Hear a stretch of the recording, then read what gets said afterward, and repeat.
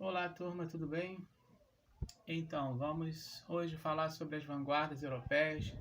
Falamos sobre a transição do pré-modernismo, do simbolismo para o pré-modernismo e agora vamos falar sobre as vanguardas europeias, que vem como um estopim para o modernismo. Ela tem um papel muito importante, nesse período que se chamava modernismo, semana de 22. As vanguardas europeias representam um conjunto de movimentos artísticos culturais que ocorreram em diversos locais da Europa a partir do início do século XX. As vanguardas europeias vieram para quebrar os padrões e paradigmas criados por outros movimentos artísticos. As vanguardas influenciaram a arte mundial, incluindo as pinturas, esculturas, peças de teatro, entre outros. No Brasil, elas influenciaram diretamente o movimento modernista, que teve início na Semana de Arte Moderna de 1922. A palavra vanguarda vem do francês avant-garde, significa guarda avançada, o que pressupõe contexto. Nesse contexto, o movimento pioneiro das artes. O que quer dizer isso? Vamos falar por parte, fazer uns pequenos comentários sobre esse trecho. Eu fiz um pequeno resumo das vanguardas europeias, mas vamos tentar entender, assim como nós entendemos essa transição, esse momento, essa fase da literatura brasileira chamada pré-modernismo, que não é a escola literária. Agora nós vamos falar das vanguardas europeias, que vai fazer parte da escola literária, o modernismo. Então, qual a importância das vanguardas europeias? Elas são o início do modernismo, praticamente elas são a ponta de lança do modernismo, porque qual era a ideia do homem pré-moderno? Era quebrar com o tradicional, a mudança de ideias. Nós vimos mudança de postura para escrever, para mudança de postura no pensar, no que irá escrever. Alguns autores mantiveram a forma tradicional, outros já avançaram. E agora sim, vamos falar das vanguardas que influenciaram essa quebra. Então, quando a gente fala de vanguardas europeias, a gente fala de quebra com o tradicional. Ela vem para realmente quebrar com o tradicional. E a palavra avant-garde, que vem do francês, à frente, a tropa, significa o quê? Aquele grupo de pessoas, aquele grupo de autores que tinham um pensamento à frente, um pensamento moderno, ou um pensamento de mudança, aqueles que apontavam para o futuro da literatura. Então eles queriam o quê? Eles queriam realmente desconstruir essa forma tradicional, As vanguardas surgem para quê? Para romper com essas formas tradicionais, Então, quando eu falo em vanguardas, eu tenho que lembrar assim, a vanguarda é aquela que não respeita o tradicional, ela quebra com o tradicional, E ela vai apontar para essa mudança em relação ao futuro, uma nova interpretação da arte, novas ideias. Então as vanguardas surgem para romper as formas tradicionais, Não respeitam as convenções, os modelos clássicos, o padrão, especialmente na arte, com os padrões clássicos. Como é que a gente pode perceber isso?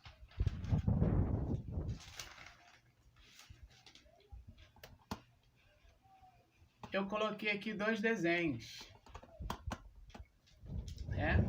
duas obras dos desenhos, duas obras, Uma obra modernista que está embaixo, de Tarsila do Amaral, e Mona Lisa em cima, de Leonardo da Vinci. Veja que a obra de cima é uma obra do período clássico, período greco-romano, esse período, onde o que eles pensavam sobre a arte, que o artista perfeito era aquele que se aproximava mais da realidade, que imitava mais a realidade, o que chegava mais próximo à realidade. Então nós podemos perceber aqui as duas obras, de Leonardo da Vinci.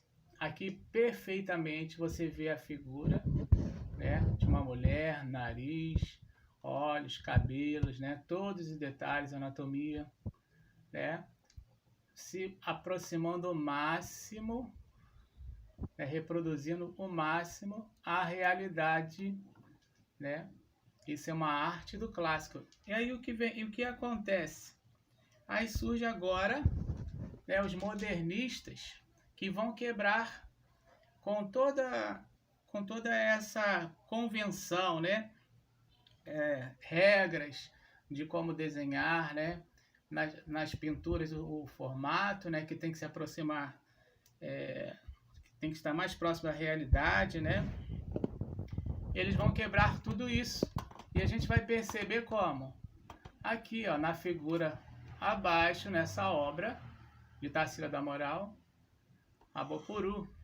Veja, olha o formato, né, do corpo, onde é que estão os olhos, olha o nariz, não se aproxima nem um pouco dessa figura, né, próxima à realidade, essa figura perfeita. Para o homem clássico, quanto mais para o artista clássico, quanto mais próximo do real, né, quanto mais ele conseguisse imitar o real, melhor era o artista, né? E nos modernistas não, o modernista era o contrário.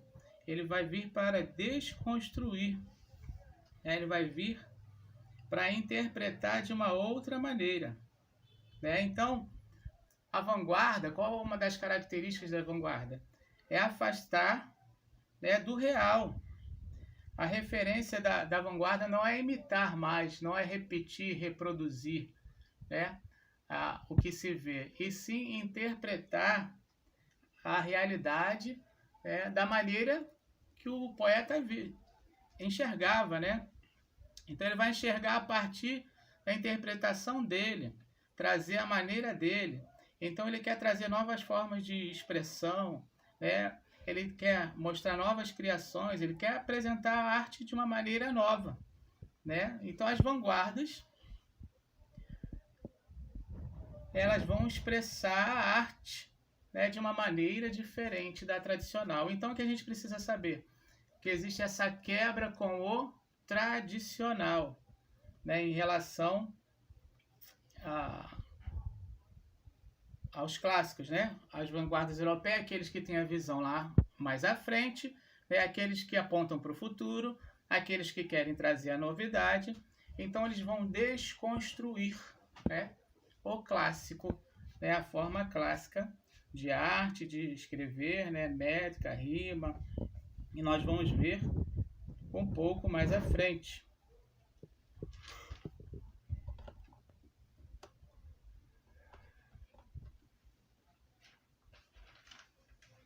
Aqui nós temos algumas vanguardas, mas ainda vale falar, né?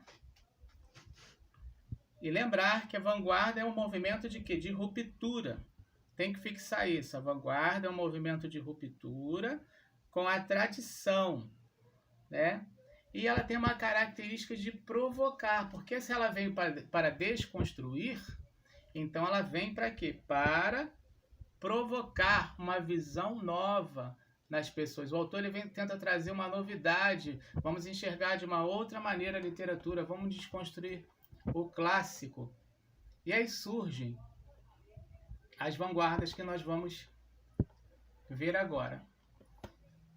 Cubismo. O cubismo foi destaque entre 1907 e 1914, principalmente na pintura. Este movimento tinha como característica a fragmentação das formas geométricas. Sua ideologia era baseada no fato de que o objeto poderia ser analisado de diferentes ângulos e por isso era preciso interpretar as obras de maneira subjetiva.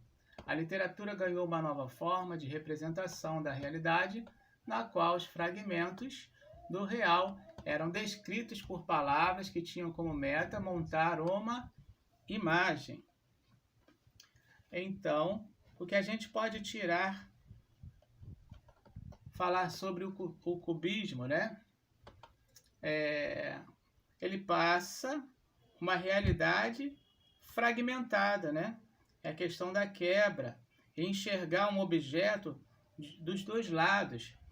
Ele enxerga uma parte da realidade e não enxerga a outra. Para o poeta, o autor cubista, né? Não se enxergava toda a realidade, né? Se enxergava uma parte, mas não se enxergava outra, né? Ele questiona essa limitação do nosso campo de visão. Então ele vai fragmentar. O cubismo vai trazer uma realidade fragmentada. O humor, a falta de lógica, a superposição de temas, tempos, espaços eram muito presentes no cubismo. Esse movimento teve artistas importantes na pintura, como Pablo Picasso, João Gris, Fernand Léger, Georges Braque, André Dulot. Na literatura, os nomes mais famosos são Cendras e Apolinari. No Brasil, destaca-se a literatura de Oswald de Andrade, nosso grande poeta brasileiro. Futurismo. O futurismo surgiu na Itália, com a criação do Manifesto Futurista por Filippo Tommaso Marinetti, em 1909. O manifesto incitava a negação do passado, do tradicionalismo e das regras formadas pela academia na arte. Ao mesmo tempo, o documento pregava a necessidade de trazer para a arte outros elementos como tecnologias, ideologias, estudos e experimentações. Na literatura, o futurismo prevê o uso de verbos no infinitivo, versos livres, eliminação dos adjetivos, advérbios, da pontuação e o fim da sintaxe. Além disso, o movimento exaltava a vida moderna. Entre os artistas mais conhecidos estão Giacomo Balla, Umberto Boccioni, Luigi Russolo, Carlo Carrà, Ambrosio Casati, Vladimir Mayakovsky, Emily Verenen e Anita Mafaldi, grande artista brasileira, que participou da Semana de Arte Moderna. Então, o que a gente pode falar sobre o futurismo, né? O próprio nome diz, futurismo é aquele que vai apontar o futuro. Então, para o autor futurista, nem o passado, nem o presente serviam, né? O que importava para ele era o futuro, era apontar para o futuro, né? Então era como se ele fosse contra o passado e o presente. E sim, vamos apontar para o futuro. As obras futuristas, né? Como é que a gente percebe? Eles vão exaltar que as tecnologias, isso é uma das dicas para você reconhecer uma corrente de vanguarda futurista. A exaltação das tecnologias. Mas que tecnologias, né? Daquela época? A luz elétrica, o automóvel, o trem a vapor, né? Hoje, as nossas tecnologias são diferentes, né? Muito mais avançadas, mas para aquela época, exaltar a luz, o automóvel, a velocidade, né? São características dessas obras futuristas. Expressionismo. O início do expressionismo aconteceu em 1910 e representava os questionamentos sobre o contexto da época, com o desejo de mudar a estética. O expressionismo retratava as mudanças culturais que estavam acontecendo na Europa e tinha como foco o estado do homem, especialmente seus medos e vícios. Os artistas expressionistas queriam mostrar que sua arte refletia o seu próprio mundo interior e suas sensações durante a criação. Ernest Barlach. Aqui estão alguns autores, né, importantes desse período, né, e que fizeram parte do expressionismo, né? Alguns autores estão citados. Então como é que funciona essa corrente de vanguarda, o expressionismo? Veja que cada um vai ter uma maneira diferente de interpretar o mundo, de fazer ver o mundo, né? Porque é a característica, né, do modernismo, essa nova maneira de interpretar, não de repetir, né, uma imagem, mas agora ele quer interpretar a realidade, não reproduzir a realidade, mas ele quer interpretar a realidade conforme a sua visão. Então, como é que funciona para o autor expressionista? Ele vai produzir suas obras a partir de crises, né, de angústias anteriores, né? Então, ele vai colocar isso para fora em suas obras ou em obras de arte, né? Mas de maneira exagerada, de maneira, como se fosse uma hipérbole, um exagero nesse sofrimento.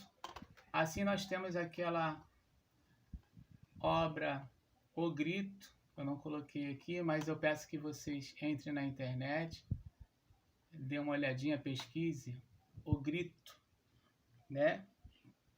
Eduardo Martins. Essa obra de arte, ela vai fazer o que? Ela exagera, né?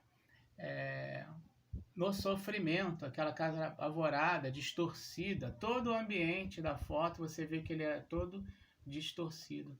Esse exagero, né, na representação da arte, característica da arte expressionista, né? A crise, a angústia interior retratada de maneira exagerada. O dadaísmo foi um movimento que apareceu em 1916 em meio à Primeira Guerra Mundial. Os artistas que estavam refugiados queriam chocar a sociedade burguesa. Agressividade, indignação e revolta foram sentimentos provocados pela guerra e que foram representados nas obras do dadaísmo. A falta de ordem, coerência lógica na composição das palavras e a renúncia das normas formais da poética caracterizam a leitura. A improvisação e o pessimismo eram valorizados, assim como a técnica e utilização de formas prontas, né? E aqui alguns autores importantes que foram os principais artistas do dadaísmo. Em relação ao dadaísmo, o que podemos falar sobre, né? O dadaísmo ele vem com um tom provocador, assim como as outras, né? Correntes, né?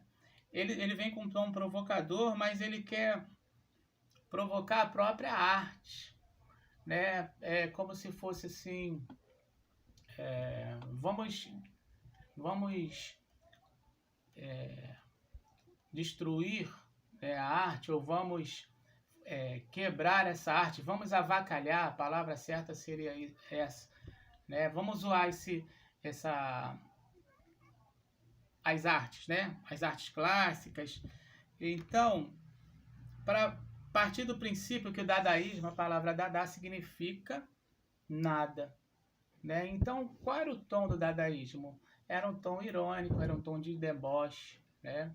Por exemplo, uma obra do dadaísmo, se ele fosse colocar,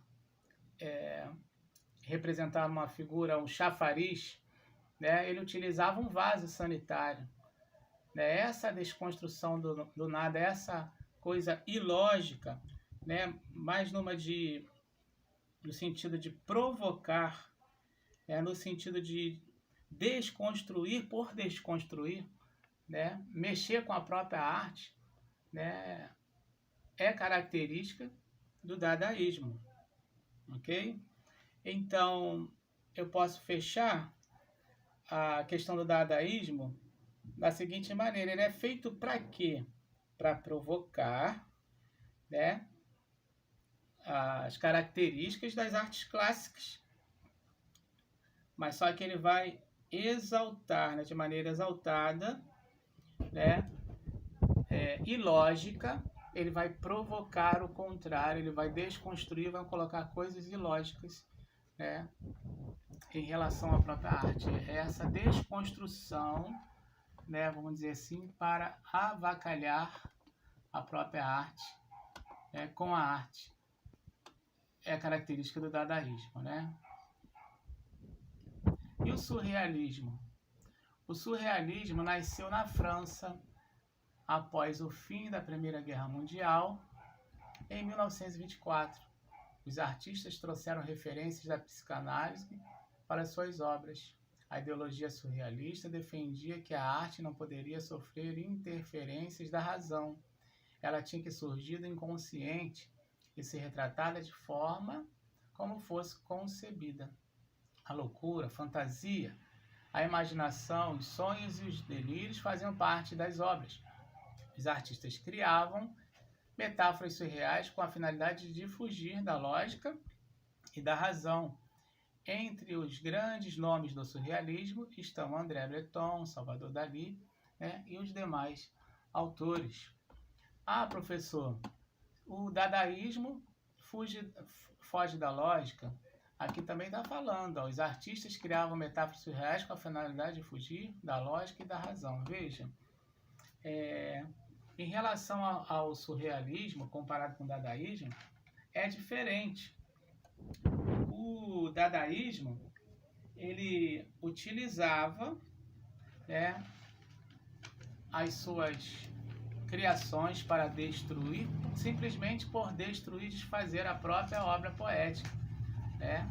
Era aquela desconstrução para avacalhar a própria forma poética, no caso a clássica, né? Mas não tinha uma outra finalidade, né? Não surgia, não seria uma criação baseada em nada, era simplesmente como se fosse, vamos zoar aqui os artistas, a forma de fazer das artes, vamos desconstruir, e daí fazia, né, a sua arte. Agora, o surrealismo, ela vai surgir a partir de quê? Da espontaneidade. Como assim? Né? Ela trabalha a imagem ligada ao que? Ao inconsciente, como fala aí, ó, psicanálise, né? Ela vai trabalhar o inconsciente, né? É parecido com as imagens de um sonho. Lembra quando você tem, às vezes você vai dormir, você sonha, né? O seu inconsciente vai produzir algumas imagens, né? Você fala assim, eita, que sonho maluco, que sonho doido, né?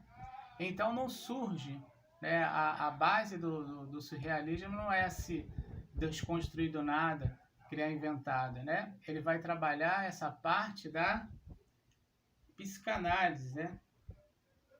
E não desse sentido debochado, né? Esse ilógico do surrealismo não é a produção do texto não é feita no sentido debochado como é do dadaísmo. O dadaísmo vem para desconstruir, né? Para debochar da própria arte que se faz a arte, né? E o surrealismo, ele é mais, a questão é mais do psicológico, né? É a influência da psicanálise. Ele vai trabalhar assim com questões, algo talvez que tenha ficado reprimido dentro da pessoa, né?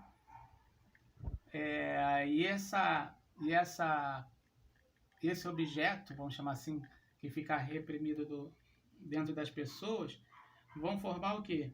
Imagens e impressões, né, do inconsciente.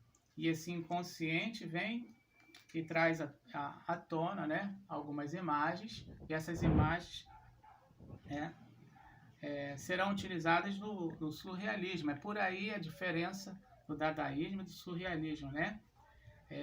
O surrealismo vive nesse universo onírico, né, do sonho.